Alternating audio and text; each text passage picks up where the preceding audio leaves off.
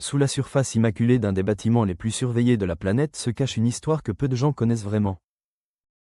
Ce que les touristes aperçoivent depuis les grilles en fer forgé n'est qu'une façade entretenue qui dissimule des secrets structurels aussi fascinants que troublants. On se demande comment un édifice conçu au XVIIIe siècle a pu traverser un incendie dévastateur, résister à un effondrement progressif et encaisser plus de 200 ans de transformation radicale. La réponse se trouve dans les murs, dans les fondations creusées à 7 mètres de profondeur et dans les décisions d'ingénierie qui ont sauvé ce symbole à plusieurs reprises du bord du gouffre. Tout commence le 13 octobre 1792 sur un terrain accidenté du district de Columbia, choisi par George Washington pour y ériger la résidence officielle du chef d'État américain. L'architecte irlandais James Hoban remporte le concours et supervise une construction massive inspirée de la Leinster House de Dublin, avec des murs extérieurs en maçonnerie lourde taillés dans le grès d'Aquia Creek extrait en Virginie. Ce grès sédimentaire présente une porosité naturelle qui le rend vulnérable au cycle de gel et de dégel, absorbant l'humidité et risquant de se fissurer sous les variations thermiques saisonnières. Dès 1798, les ouvriers appliquent sur la pierre un badigeon à la chaux pour sceller la surface et la protéger des infiltrations, donnant au bâtiment sa couleur caractéristique bien avant toute officialisation. Theodore Roosevelt n'attribuera officiellement le nom de Maison Blanche à cette résidence qu'en 1901, bien après que sa teinte immaculée soit déjà devenue sa signature visuelle dans le monde entier. À l'intérieur, la structure repose sur un système de solives et de charpentes en bois qui soutiennent les planchers, créant une vulnérabilité thermique majeure dans un bâtiment dont les murs extérieurs sont pourtant incombustibles.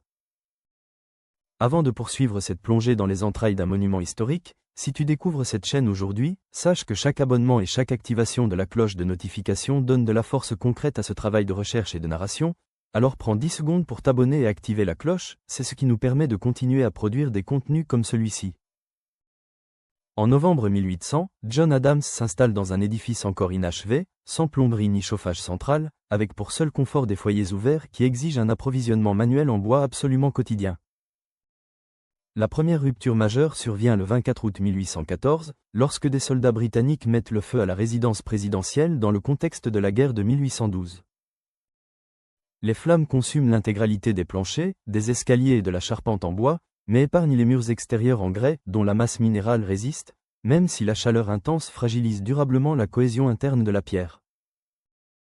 James Hoban est rappelé pour diriger la reconstruction, et pour des raisons de coût et de rapidité, la décision est prise de conserver la coque de pierre calcinée en grattant les traces de suie et en réinstallant une structure interne en bois qui reproduit exactement l'ancien schéma.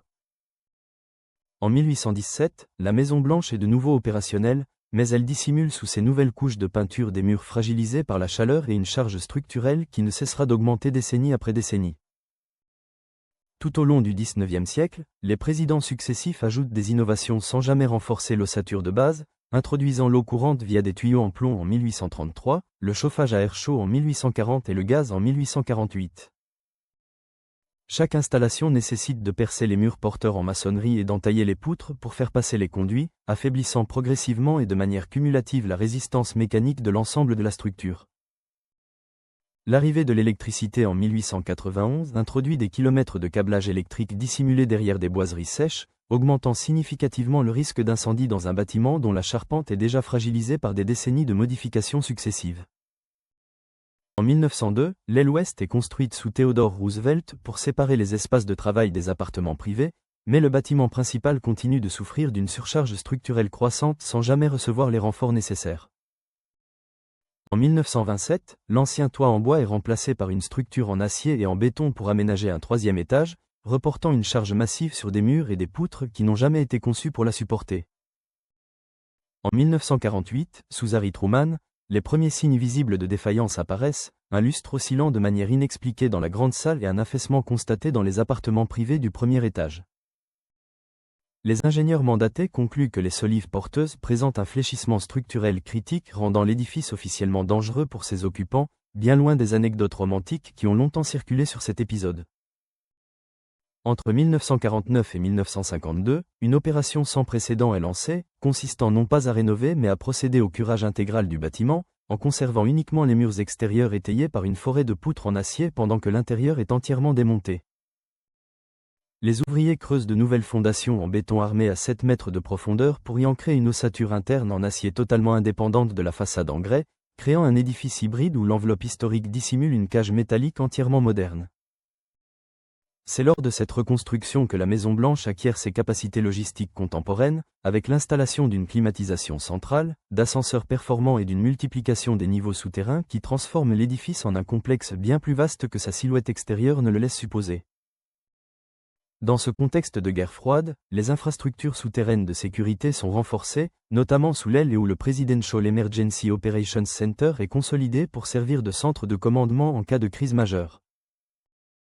L'aile est au bâtiment du Trésor voisin, confirmant que la Maison-Blanche n'est plus depuis longtemps une simple résidence mais un véritable centre de commandement stratégique dissimulé derrière une façade néoclassique.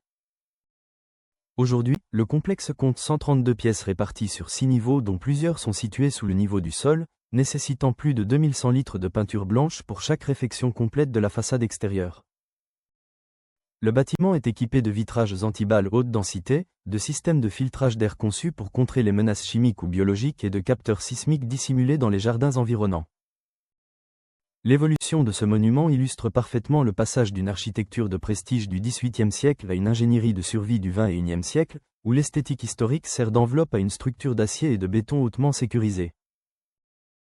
Sa survie à l'incendie de 1814 et à l'effondrement imminent de 1948 témoigne d'une volonté constante de préserver la continuité symbolique de l'État à travers la conservation de la façade tout en acceptant des transformations internes radicales et totales. Chaque modification apportée au fil des décennies, de la première ampoule électrique de 1891 aux serveurs informatiques actuels, a dû être intégrée dans une coque de grès vieille de plus de 2 siècles, représentant un défi permanent pour les ingénieurs du National Park Service. Ce bâtiment n'est pas un monument indestructible par nature mais un objet architectural maintenu en vie par des cycles permanents de maintenance et de reconstruction technologique, qui a su traverser les siècles en mourant à l'intérieur pour mieux renaître sous sa propre peau. Et si ce documentaire t'a appris quelque chose d'important aujourd'hui, alors mets un like, abonne-toi et active la cloche pour ne manquer aucun de nos prochains contenus.